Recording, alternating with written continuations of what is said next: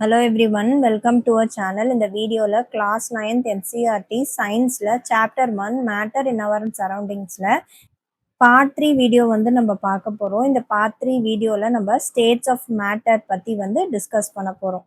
So states of matter. So observe different types of matter around you. What are the different states? So நம்ம வந்து different types of matter வந்து நம்மள சுத்தி இருக்கிறது நிறைய வந்து இருக்கு. அதுல வந்து என்னென்ன டிஃப்ரெண்ட் டைப்ஸ் இருக்கு அப்படின்னு பார்க்கும்போது there are three different states of matter. ஒன்னு வந்து solid, liquid and gas. So these states of matter arise due to the variation in the characteristics of the particles of matter. So இந்த states of matter வந்து எப்படி arise ஆகுது அப்படின்னா பார்ட்டிகல்ஸோட கேரக்டரிஸ்டிக்ஸ்ல variation வந்து நடக்குது. So மேட்டர்ல particles இருக்கும் அப்படின்னு வந்து தெரியும். இந்த பார்ட்டிகல்ஸோட கேரக்டரிஸ்டிக்ஸ் வந்து வேரியேஷன் வந்து காட்டும். இதை வச்சுதான் வந்து அந்த டிஃப்ரெண்ட் ஸ்டேட்ஸா வந்து பிரிக்கிறாங்க. So let us study about the properties of three states of matter in detail.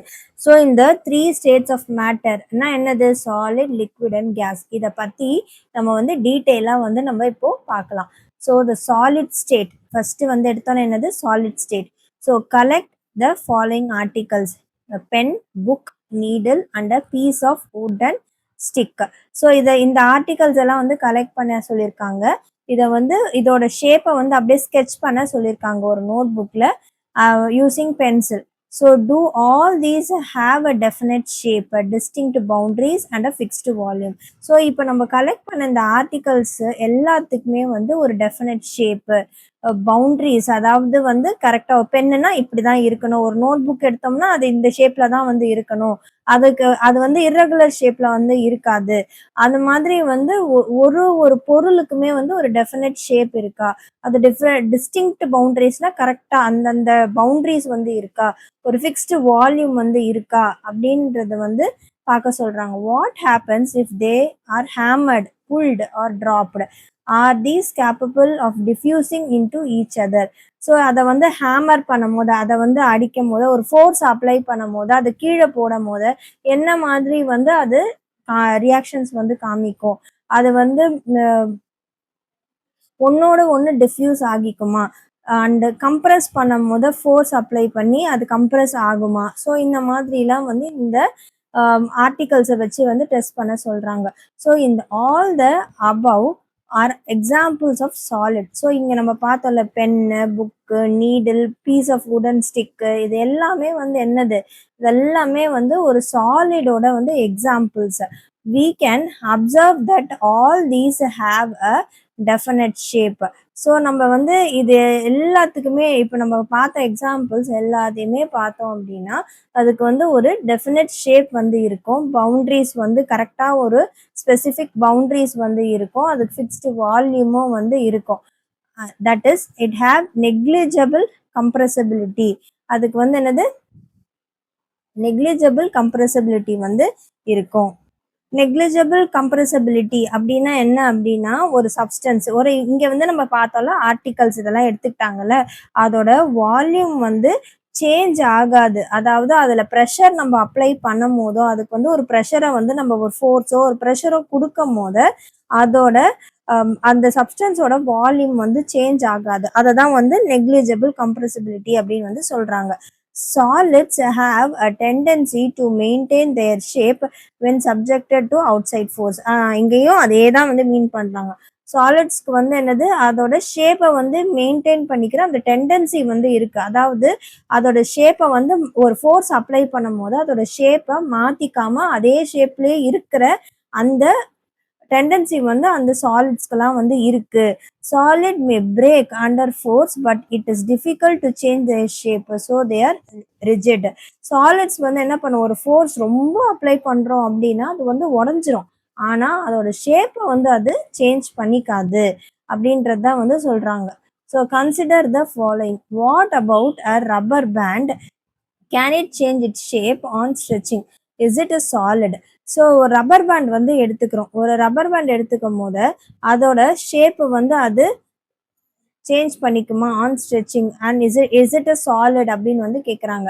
ஒரு ரப்பர் பேண்ட் அப்படின்றது வந்து அதோட ஷேப்பை வந்து அது சேஞ்ச் பண்ணிக்கும் எப்போ ஒரு ஃபோர்ஸை வந்து அப்ளை பண்ணும் போது அண்ட் அதோட ஷேப்பை வந்து திருப்பியும் அதுக்கு பழைய ஷேப்பே வந்து வந்துடும். அந்த ஃபோர்ஸை வந்து நம்ம வித்ரா பண்ணும் போது அதோட பழைய ஷேப்பே வந்து வந்துடும். ஓவர் ஃபோர்ஸ் வந்து அப்ளை பண்ணோம்னா என்ன ஆகும், அது பிரேக் ஆகிடும்.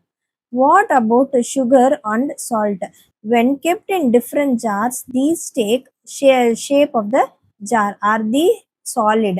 ஸோ ஒரு சால்ட்டு சுகரை வந்து எடுத்துக்கும் போது அது என்ன பண்ணும், அது வந்து ஒரு ஜார்லையோ இல்லை ஒரு பாட்டில்லையோ நம்ம வந்து அதை போட்டு வைக்கும் போது அது வந்து அந்த பாட்டில் இல்லை அந்த ஜாரோட ஷேப்பை தான் வந்து அது எடுத்துக்கும். அப்போ அது வந்து சாலிடா அப்படின்னு வந்து கேட்குறாங்க. ஆமாம், தட் இஸ் அ சாலிட். இங்க என்ன கொடுத்துருக்காங்க, the shape of each individual sugar or salt crystal remains fixed whether we take it in our hand, put it in a plate or in a jar. So இந்த sugar இல்லைன்னா salt இந்த crystals வந்து இருக்குல்ல, ஒன்று இண்டிவிஜுவலாக தனித்தனியாக குட்டி குட்டியாக எடுக்கிறோம்ல, அதை வந்து நம்ம கையில் வச்சிருந்தாலும் சரி, ஒரு பிளேட்டில் வச்சாலும் சரி, ஒரு ஜாரில் வச்சாலும் சரி, அதோட ஷேப் அப்படின்றது வந்து அது மாற போகிறதே இல்லை. அது வந்து ஒரு இட் ரிமைன்ஸ் ஃபிக்ஸ்ட். அது சேமாக தான் வந்து இருக்கும். Sponge has a minute holes in which air is trapped when we press it. The air is expelled out and we are able to compress it. So இந்த ஸ்பாஞ்ச் வந்து இருக்குல்ல, அதுக்கு வந்து என்ன இருக்கும், அடுத்தது மூணாவது வந்து இங்கே தான் கொடுத்துருக்காங்க. What about a sponge, is it a solid yet we are able to compress it why. So ஒரு ஸ்பாஞ்ச் அப்படின்னு வந்து எடுத்துக்கும் போது அது வந்து ஒரு சாலிட் தான், ஆனால் எப்படி வந்து நம்மளால அதை கம்ப்ரஸ் பண்ண முடியுது எப்படி அப்படின்னு வந்து கேட்குறாங்க. ஸோ ஒரு ஸ்பாஞ்ச் அப்படின்னு எடுத்துக்கும் போது அந்த ஸ்பாஞ்சில் வந்து மைன்யூட் ஹோல்ஸ் வந்து இருக்கும், அதாவது சின்ன சின்ன ஹோல்ஸ் வந்து இருக்கும். அந்த சின்ன சின்ன ஹோல்ஸில் வந்து என்ன இருக்கும் அப்படின்னா காற்று வந்து போய் ட்ராப் ஆகி இருக்கும், அதாவது காற்று போய் தங்கி இருக்கும். அதை வந்து நம்ம ப்ரெஸ் பண்ணும் போது என்னவாகும்னா அந்த காற்று வந்து அந்த ஸ்பேஸ்ல இருந்து வெளியில போயிடும். அண்ட் அதனால தான் நம்மளால அதை கம்ப்ரெஸ் பண்ண முடியுது, அதாவது அதை அழுத்தி பிடிக்கும் போது அது அது சுருங்குது இல்லை, அதுக்கு காரணம் இதுதான். The liquid state. அடுத்தது வந்து நம்ம லிக்விட் ஸ்டேட்டை வந்து பார்க்கலாம். Collect the following: water, cooking oil, milk, juice, cool drinks. So இதெல்லாம் வந்து நம்ம எடுத்துக்கிறோம். இது எல்லாமே என்னது, இதெல்லாம் liquid form. Containers of different shapes. Put a 50 ml mark on these containers using a measuring cylinder from the laboratory. So என்ன பண்ணுறோம், கண்டெய்னர்ஸ் வந்து டிஃப்ரெண்ட் ஷேப்பில் வந்து எடுத்துக்கிறோம், ஒரு 50 ml மார்க் பண்ணிக்கிறோம் அந்த கண்டெய்னர்ஸில், ஒரு சிலிண்டரில் மெஷர் பண்ணி அதை வச்சு ஒரு 50 ml மார்க் வந்து வரைஞ்சிக்கிறோம் இந்த கண்டெய்னரில். What will happen if these liquids are split on the floor. So இந்த லிக்விட்ஸ் எல்லாம் வந்து ஃப்ளோரில் ஸ்பிளிட் ஆயிடுச்சு, அதாவது லைட்டாக வந்து ட்ராப் வந்து கீழே ஊற்றிடுச்சு அப்படின்னா என்னவாகும், measure 50 ml of any one liquid and transfer it into different containers one by one. Does the volume remain the same அப்படின்னு வந்து கேட்குறாங்க. The shape of the liquid remain the same. when you pour the liquid from one container into another, does it flow easily? So இப்போ நம்ம பார்த்த examples எல்லாமே வந்து பார்த்தோம் அப்படின்னா இது எல்லாமே வந்து என்னது, they all liquids. So liquids வந்து they have no fixed shape but have a fixed volume. லிக்விட்ஸுக்கு வந்து ஒரு ஃபிக்ஸ்டு ஷேப் வந்து கிடையாது. இப்போ நம்ம ஒரு கண்டெய்னர் ஏல வந்து ஊற்றுறோம், அந்த கண்டெய்னரோட ஷேப்பை தான் வந்து அந்த லிக்விட் எடுத்துக்கும். கண்டெய்னர் பி வேற ஒரு ஷேப்ல இருக்கு, அதுல வந்து நம்ம அந்த லிக்விடை அதே லிக்விட் எடுத்து போர் பண்றோம் அப்படின்னா கண்டெய்னர் பிக்கு என்ன ஷேப் இருக்குமோ அதை அந்த ஷேப்புக்கு அது மாறிக்கும். They take up the shape of the container in which they are kept. So அது வந்து என்ன பண்ணும், அந்த கண்டெய்னரோட ஷேப்பை வந்து அது எடுத்துக்கும். எந்த கண்டெய்னரில் அந்த லிக்விட் வந்து நம்ம போர் பண்ணி வச்சுருக்கோமோ அந்த கண்டெய்னரோட ஷேப்பை வந்து எடுத்துக்கும். Liquids flow and change shape, so they R not rigid but can be called fluid. So இந்த லிக்விட்ஸ் வந்து இருக்குல்ல, அது வந்து என்ன ஈஸியாக வந்து ஃப்ளோ ஆகும், அதே மாதிரி ஷேப்பையும் வந்து சேஞ்ச் பண்ணிக்கும், ஆனால் வந்து அது ரிஜிடாக வந்து இருக்காது, அது வந்து கெட்டியமாக வந்து இருக்காது. அதனால வந்து அது என்னன்னு சொல்லுவோம், நம்ம ஃப்ளூவிட்ஸ் அப்படின்னு வந்து சொல்லுவோம். ஸோ ஆக்டிவிட்டி 1.4 1.5 ஆக்டிவிட்டிலாம் நம்ம லாஸ்ட் வீடியோவில் வந்து நம்ம பார்த்துருப்போம், அதாவது இந்த வீடியோக்கு ப்ரீவியஸ் வீடியோவில் வந்து பார்த்துருப்போம். ஸோ அந்த வீடியோ நீங்கள் பார்க்கல அப்படின்னா அந்த வீடியோஸ்லாம் வந்து பார்த்துட்டு அதுக்கப்புறமா வந்து இந்த பார்ட் வந்து பாருங்கள், ஸோ தட் உங்களுக்கு கிளியராக வந்து புரியும். where we saw that solid and liquid can diffuse into liquids. So அங்கே வந்து நம்ம என்ன பார்த்தோம், சாலிட்ஸும் அண்ட் லிக்விட்ஸ் வந்து என்னது, லிக்விட்ஸ்குள்ளே வந்து டிஃப்யூஸ் ஆகும். பொட்டாசியம் பெர்மாங்கனேட்டு ஒரு வாட்டரில் வந்து நம்ம ட்ராப் பண்ணுறோம், அதெல்லாம் வந்து பார்த்தோம். The gases from the atmosphere diffuse and dissolve in water. So gases இருக்குல்ல, அட்மாஸ்பியரில் இருக்கிற கேஸ் அது வந்து என்னவாகும், அது வந்து டிஃப்யூஸ் ஆகி வாட்டரில் வந்து டிசால்வ் ஆகிடும். So these gases especially oxygen, carbon dioxide are essential for the survival of aquatic animals and plants. So இந்த கேஸஸ் முக்கியமாக வந்து ஆக்சிஜன், கார்பன் டை ஆக்சைடு இதெல்லாம் வந்து அனிமல்ஸ், அக்வாட்டிக் அனிமல்ஸும் பிளான்ஸும் உயிர் வாழறதுக்கு ரொம்ப எசென்ஷியல், ரொம்ப தேவை. all living creatures need to breathe for survival. So நம்ம லிவிங் கிரியேச்சர்ஸ் எல்லாமே including human beings, living organisms எது எடுத்துக்கிட்டாலுமே ப்ரீத் பண்ணணும். அதை அது வந்து மெயின் இம்பார்ட்டண்ட் திங். அது வந்து ஒரு லைஃப் ப்ராசஸ், அது ரெஸ்பிரேஷன் அப்படின்றது. அது இல்லை அப்படின்னா அது லிவிங் ஆர்கானிசமாகவே வந்து இருக்க முடியாது. ஸோ ஆல் லிவிங் கிரியேச்சர்ஸ் வந்து என்னது, they need to breathe for survival. அது வந்து சுவாசிக்கணும் உயிர் வாழறதுக்கு. The aquatic animals can breathe under water due to the presence of dissolved oxygen in water. Aquatic animals அதாவது தண்ணியில வாழக்கூடிய உயிரினங்கள், அந்த உயிரினங்கள் எல்லாமே வந்து பிரீத் பண்ணும் வாட்டர்லயே. எப்படி பிரீத் பண்ணும், ஆக்சிஜனோட ப்ரெசன்ஸ் வந்து வாட்டர்ல இருக்கும். அது எப்படி இருக்கும், டிசால்வ்டு ஃபார்ம்ல வந்து இருக்கும். ஸோ அது மூலயமா தான் வந்து அந்த அனிமல்ஸ்லாம் வந்து பிரீத் பண்ணும். Thus we may conclude that solid, liquid and gases can diffuse into liquids. So இதுல இருந்து நம்ம என்ன சொல்லலாம் அப்படின்னா, ஃபர்ஸ்ட் நம்ம எக்ஸாம்பிள்ஸ் வந்து ஆக்டிவிட்டிலாம் பார்த்தோம். என்ன பார்த்தோம், potassium permanganate crystals, copper sulphate crystals, அது வந்து லிக்விட்ல வந்து வாட்டர்ல வந்து போடோம்னா டிசால்வ் ஆகும். அந்த லிக்விடோட ஸ்பேசஸ்ல போய் அது வந்து தங்கிக்கும், ஈக்குவலா டிஸ்ட்ரிபியூட் ஆகும் அப்படின்றதெல்லாம் வந்து நம்ம பார்த்தோம். அதே மாதிரி அக்வாட்டிக் அனிமல்ஸ் எல்லாம் வந்து வாழறதுக்கு வந்து ஆக்சிஜனும் கார்பன் டை ஆக்சைடும் தேவை. எப்படி அது தண்ணிக்குள்ள ப்ரெசென்ட் ஆயிருக்கு, டிசால்வ்டு ஃபார்ம்ல தான் வந்து இருக்கு. ஸோ இதெல்லாம் பார்த்து நம்ம என்ன கன்க்ளூட் பண்ணலாம் அப்படின்னா, சாலிடு, லிக்விடு, கேஸஸ் இது எல்லாமே வந்து லிக்விட்ஸ்ல டிஃப்யூஸ் ஆகும் அப்படின்றத நம்ம கன்க்ளூட் பண்ணலாம். The rate of diffusion of liquids is higher than that of solids.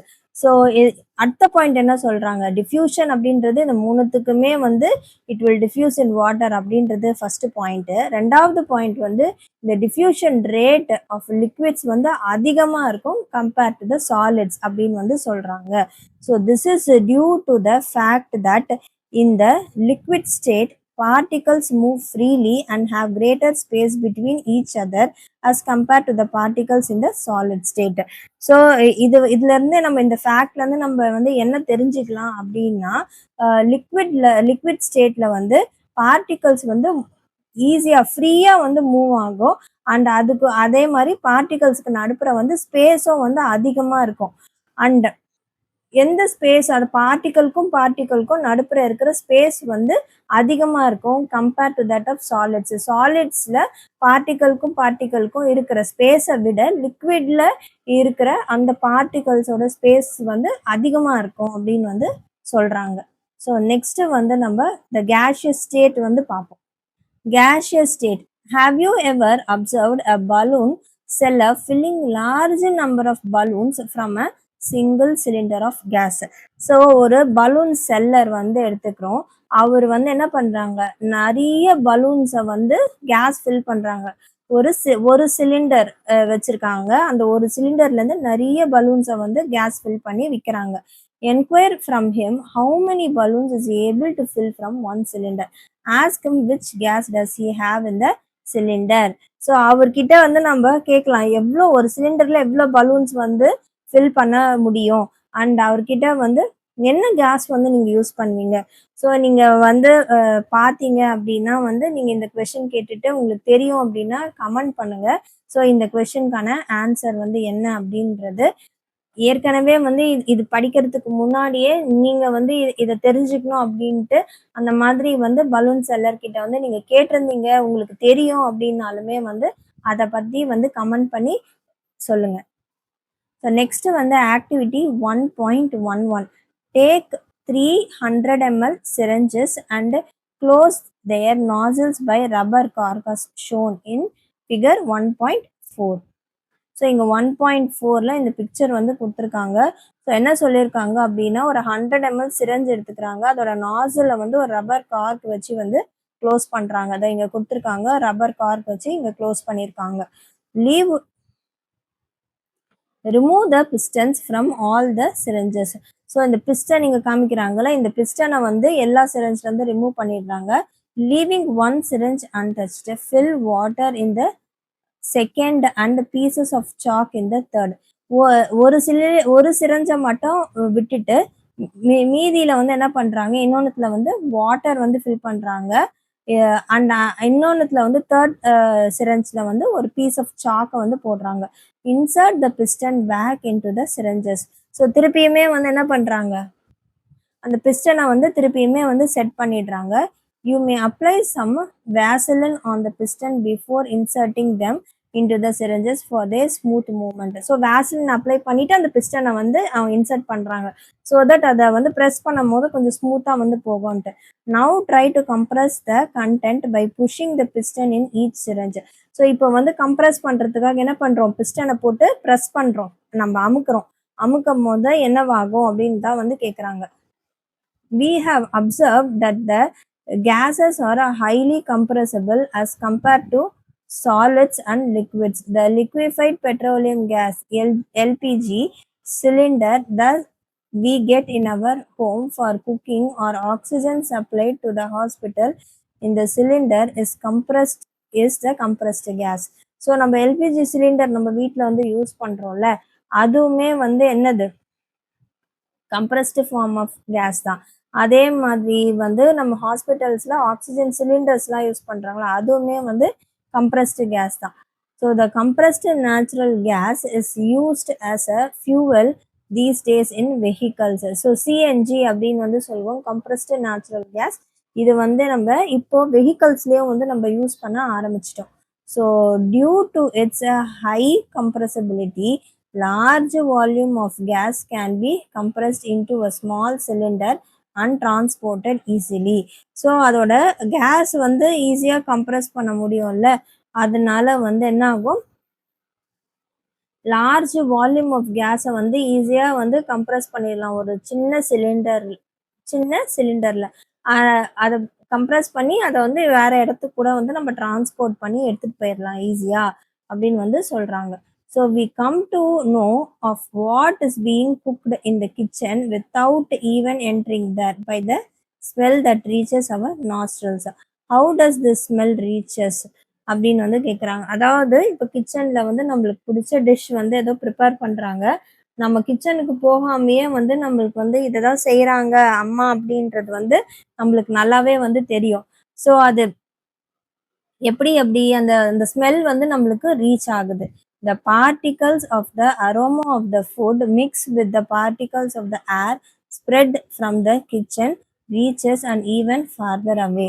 So என்னவாகுது, அந்த ஃபுட்டில் இருக்கிற அந்த அரோமா, அந்த பார்ட்டிகல்ஸ் எல்லாமே என்ன ஆகுதுன்னா அது வந்து மிக்ஸ் ஆகிக்கும். எதோட மிக்ஸ் ஆகுது, ஏரில் வந்து மிக்ஸ் ஆகி அது வந்து ஸ்ப்ரெட் ஆகுது.